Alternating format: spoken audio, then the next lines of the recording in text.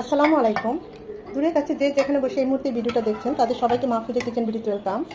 হ্যাঁ, আজ Thai soup করবো, একদম সহজভাবে থাই স্যুপটা করবো। দেখতেই পাচ্ছেন কতটা লোভনীয় হয়েছে। সাথে করেছি এরকম মচমচে স্পাইসি ফ্রেঞ্চ ফ্রাই, দুটোই খুবই ইয়াম্মি হয়েছে। এরকম একটা থাই স্যুপ আর ফ্রেঞ্চ ফ্রাই থাকলে আর রেস্টুরেন্টে যাওয়া লাগবে না, ঘরে বসেই আমরা এই থাই স্যুপ আর ফ্রেঞ্চ ফ্রাই খেতে পারবো। অসম্ভব মজার এই থাই স্যুপটা। আশা করি ভিডিওটা আপনাদের ভালো লাগবে। তো কথা না বাড়িয়ে থাই স্যুপটা করা শুরু করি।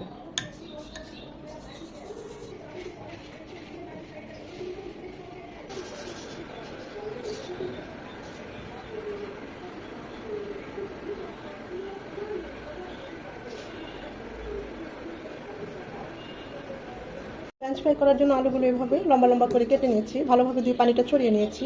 দিয়ে দিচ্ছি স্বাদ মতো লবণ, 1 চামচ মরিচ গুঁড়ো, 1 চামচ ভাজা জিরে গুঁড়ো, 1 চামচ গরম মশলা গুঁড়ো, সামান্য হলুদ গুঁড়ো জাস্ট কালারের জন্য। সব কিছু আমি হাত দিয়ে মাখিয়ে নিচ্ছি। হলুদ গুঁড়ো কিন্তু বেশি দেওয়া যাবে না, তাহলে হলুদে গন্ধ করবে, খেতে ভালো লাগবে না। আমি একটু স্পাইসি করব, তাই আমি মরিচ গুঁড়োটা একটু বেশি দিয়েছি। ঝাল আর লবণ বলছি না, যে যেমন পছন্দ করেন ওই অনুযায়ী দিয়ে নেবেন। খুব ভালোভাবে একটু মিশিয়ে নেবো হাত দিয়ে। এটা রেস্টে রাখার কোনো দরকার নেই, আমরা সাথে সাথে ভাজতে চলে যাব।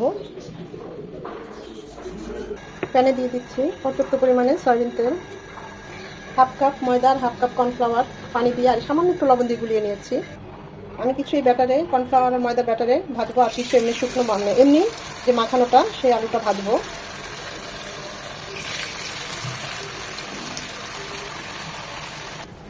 চুলার হিট মিডিয়াম হিটে থাকবে, তা না হলে কিন্তু আলুটা হবে না, ভিতরটা সেদ্ধ হবে না। যেহেতু আমরা আলুটা সেদ্ধ করে নেই, এই তেলেই আমরা ভেজে এটাকে কুক করে নেব, তাই চুলার হিট মিডিয়াম হিটে থেকে আস্তে আস্তে ভেজে নিতে হবে।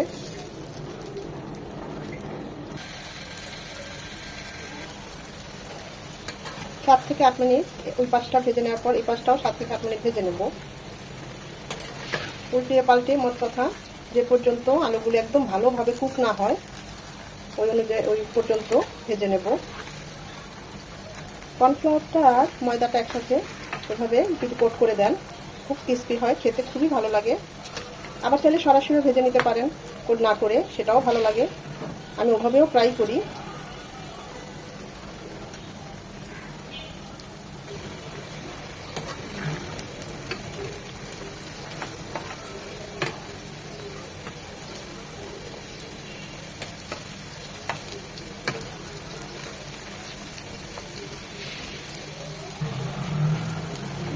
আলুটা একদম সেদ্ধ হয়ে গেছে, একদম মচমচে হয়ে গিয়েছে, দেখেই বোঝা যাচ্ছে।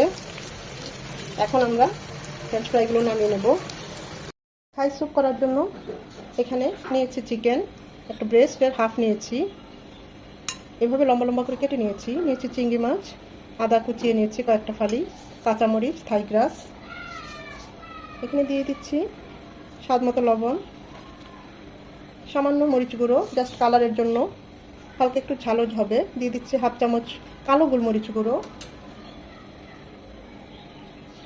2টা ডিমের কুসুম। এখানে সাদা অংশটা না দেওয়াই ভালো। সব কিছু দিয়ে মাখিয়ে নেব।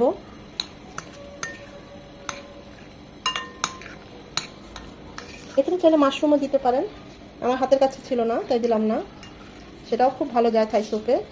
একদম ঝটপটে এই থাই স্যুপটা যখন ইচ্ছা তখনই বানিয়ে ফেলতে পারবেন।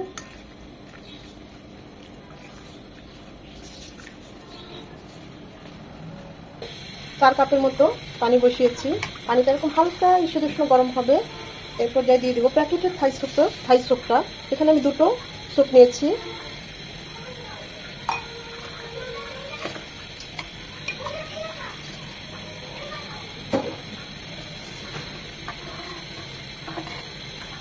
এতে থাই স্যুপের টেস্ট আরও বহুগুণে বেড়ে যাবে।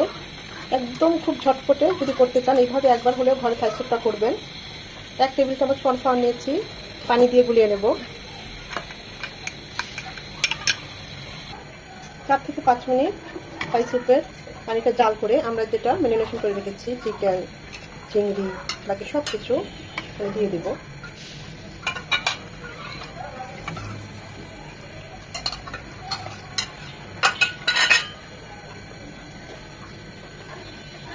নেড়ে চেড়ে খুব ভালোভাবে মিশিয়ে নেব।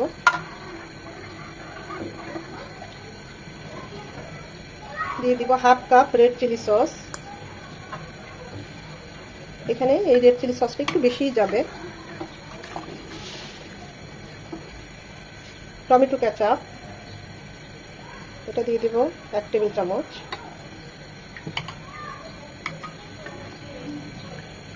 এক চামচ চিনি। যেহেতু প্যাকেটের থাই স্যুপগুলো আমাকে প্রমোট করে নাই, তাই আমি এর নাম মেনশন করলাম না। যে কোনো একটা কম ব্র্যান্ডের নিলেই হবে।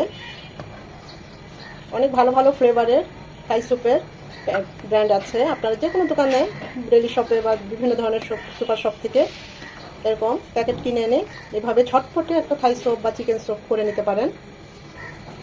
আমার কাছে মনে হচ্ছে আরেকটু লবণ লাগবে, তাই আমি আরেকটু লবণ দিয়ে দিচ্ছি।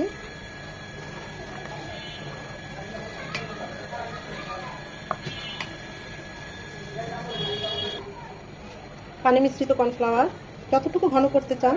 তবে রেস্টুরেন্টে কিন্তু থাই স্যুপের ঘনত্বটা অত বেশি হয় না, একটু পাতলাই হয়।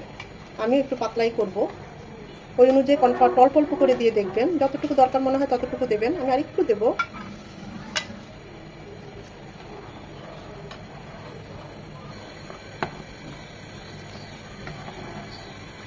আপনারা চাইলে আরেকটু ঘন করতে পারেন, তবে আমার কাছে মনে হয় এটাই ঠিক আছে। আমি এই ঘনত্বটাই রাখবো। টেস্ট করেছি, সব ঠিক আছে। খুব সুন্দর একটা অ্যারোমা চলে এসেছে থাই স্যুপের, থাই গ্রাসের। চিকেন, চিংড়ি সব সেদ্ধ হয়ে গিয়েছে। কালারটা দেখুন কত সুন্দর এসেছে। আমাদের থাই স্যুপটা একদম রেডি। নামানোর আগে আমি লেবুর রস দিয়ে দিচ্ছি। লেবুর রসটা দিয়ে জাস্ট 1 মিনিট রাখবেন, সাথে সাথে চুলাটা অফ করে দিবেন। আমি চুলাটা অফ করে দিয়েছি।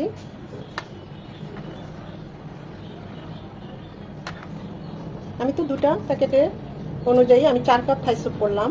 আপনারা বাড়িয়ে কমিয়ে নিতে পারেন। আমি ওই অনুযায়ী চিকেন, চিংড়ি দিয়েছি।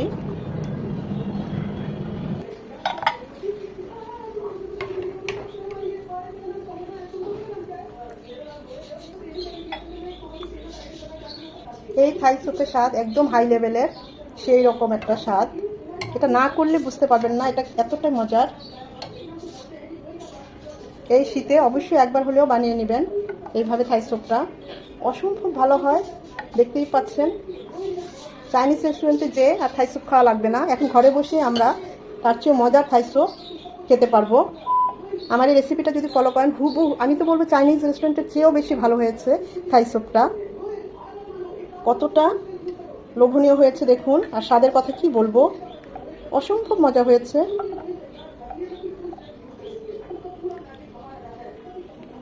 আশা করি ভিডিওটা ভালো লেগেছে। এই থাই স্যুপের সাথে এইরকম গরম গরম ফ্রেঞ্চ, একটু ঝাল ঝাল মচমচে ফ্রেঞ্চ ফ্রাই হলে তো আর কোনো কথাই নেই। অসম্ভব ভালো হয়েছে সব কিছু। ভিডিওটা ভালো লেগে থাকলে এভাবে একবার হলেও ট্রাই করবেন, আর যদি বাসায় ট্রাই করে থাকেন আমাকে কমেন্ট করে জানাবেন। ফ্রেন্ডস অ্যান্ড ফ্যামিলির মাঝে বেশি বেশি করে শেয়ার করে দিবেন, যেন তারাও এরকম সহজ সহজ মজার রেসিপি দেখার সুযোগ পায়। আমার চ্যানেলটি সাবস্ক্রাইব করে অবশ্যই আমার পাশে থাকবেন। এতক্ষণ ধৈর্য নিয়ে যারা ভিডিওটা দেখেছেন তাদের সবাইকে অসংখ্য ধন্যবাদ।